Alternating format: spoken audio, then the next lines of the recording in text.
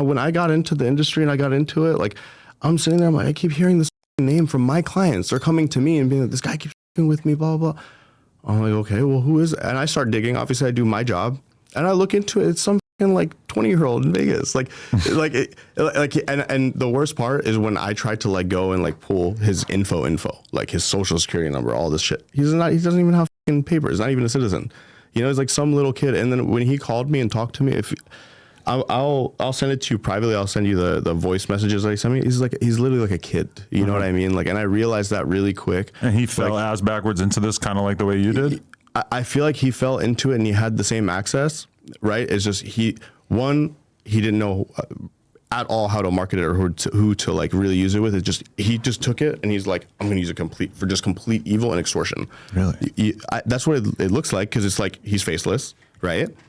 He's not known for helping anyone with their account, this, that, recover, nothing. You know what I mean? He's just known for every single time you've heard that person's name or dealt with them or anything is them extorting somebody or taking their page down or et cetera, right? Mm-hmm. So it's like, you have a lot of people that's their angle too in the game.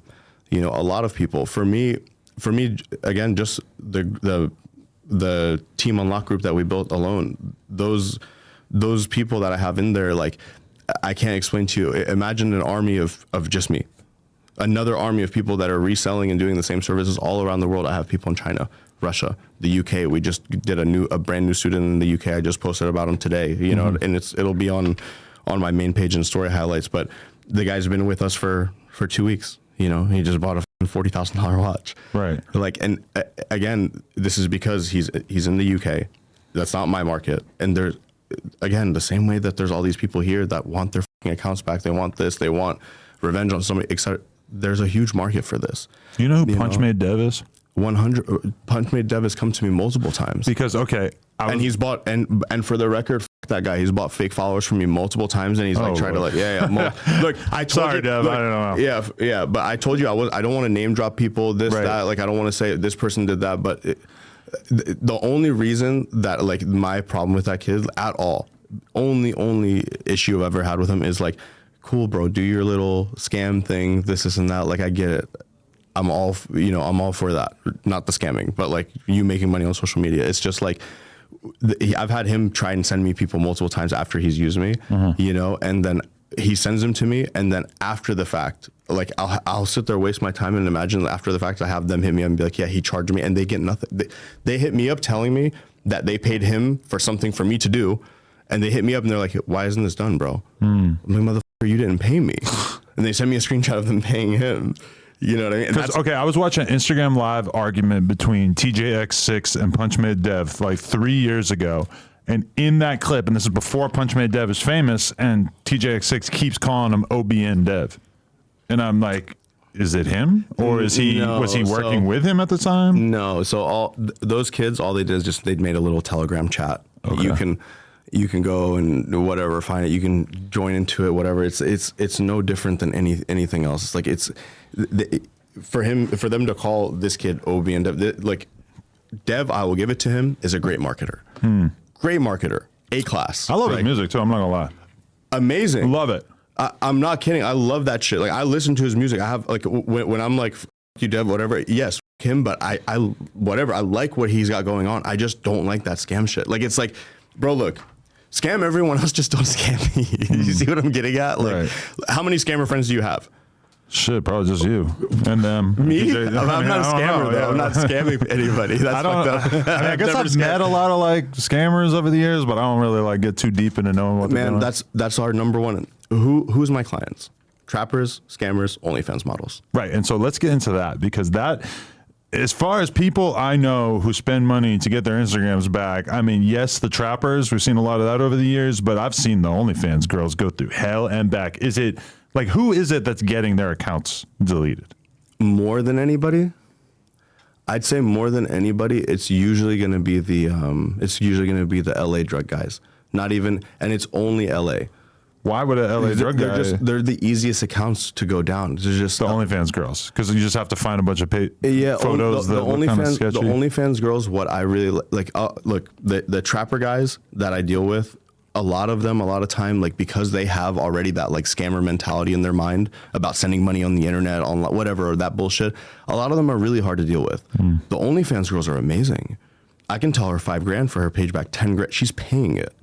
She's paying, and especially she came from a referral, someone else that got their page back, et cetera. Those are my favorite to deal with, my favorite. But at the same time, I see those a lot less now, a lot less, and they wisened up. You see, like, they don't put, they use Linktree, they don't post their OnlyFans link, they don't, you know what I mean? Like, the same way how we brought up talking about the verbiage that you can use when you're posting about weed on Instagram. It's the same thing with the OnlyFans girls. Is they obviously wisened up and they found a way for them to be able to continue posting and doing what they want to do. But you know what's the funniest backwards step that the OnlyFans, the Instagram world has seen is that the girls who figured out that they could post full nipples as long as they had like a sheer wet t-shirt over it, yes. And you would just see girls getting hundreds and hundreds of thousands of of likes on posts from just basically being butt naked, and somehow the algorithm can't detect it because it's under a shirt.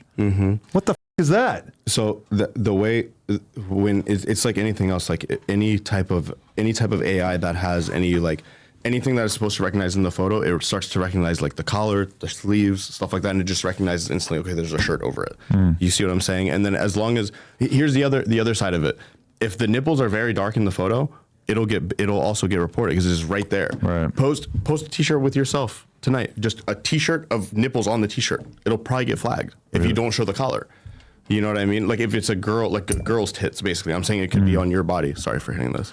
But it's the same thing. It's just that automated system is very sensitive in a lot of ways, and it's not as like as high tech as people think in the sense of like of how it's going to like pick and choose what it wants to ban. For the AI itself, it's like think about whoever's the one that coded the commands for it. It's like they'd rather be safe than sorry, probably, right? And that's why a lot of times whenever you see your page banned, it doesn't say banned, it says suspended, and then you can appeal it, right? And for us, that's kind of the gold mine because a lot of people click appeal and they fuck up the appeal process and they get their account where it says this account is being permanently banned, you know, and then after that, then they end up having to see us. And it's like, for me, the number one thing that I notice with the people that need their accounts back, obviously, the number one customer is going to be the guy that's making money on Instagram. But again, for me, I love helping those people that really like actually need their page back because they had the loved one on there, whatever. They had like 200 followers. Like that's all they fucking wanted. Because bro, some sinister shit happens on Instagram. Like for instance, Dave Mira, rest in peace, arguably one of the greatest BMX riders of all time, one of the most legendary BMX riders. You know, he had a real Instagram account with, I don't know, 1 million followers, some shit like that. And then he died. And then at some point, his page gets taken down by hackers or whoever. And so now he's got like a memorial account or whatever that has like 50K or some shit. But I'm like, bro, how dark is that? That you had this page that was devoted to everybody who cared about you during your life. And now it's gone because somebody chose to mess with your account. Yeah, and you know the shitty part about that situation too is the only way to get his page back is like one, somebody from Meta, we could get lucky and they could hear this and they'll be like, you know what, we're gonna give him his page back. Right. They could look into it that way. Otherwise, for me on my end, like if I wanted to go and get his page back, somebody from his team or someone close to him would have to know that email address that was on that Instagram account and the phone number attached to that Instagram account. Adam, if some way you can get those 3 items, username, email, cell, then maybe honestly, I probably could. I've never talked to his wife, but I bet I could get in touch with her. I bet she probably has at least a close idea. It's just gonna be the number he had at the time, they were the email that he uses. Many years before he passed. Yeah, and that's very simple stuff like that. You know, it's like, but to that same token, I've had that multiple times as well. I've had people come to me and be like, "Can you unban this guy?" My friend's page, who's been passed away for some reason, I woke up one day to go look at his pictures to look at his page, and the page is gone. Right. You know, and I was like, okay, well, I need the info that I just asked you for. You know, told you right now, and they're like, bro, I have no way to get that. So you know, and those are the hardest ones. I'll say this: if you DM me and you say that you came from the No Jumper interview and you had a loved one, you lost a page from a loved one, I will 100% help you for free. 100%, if it's for that reason, and you have to prove it, you know. But like those are my favorite. Okay. You know, I feel those are like my favorite to do. People geek out. People geek out when they get it back.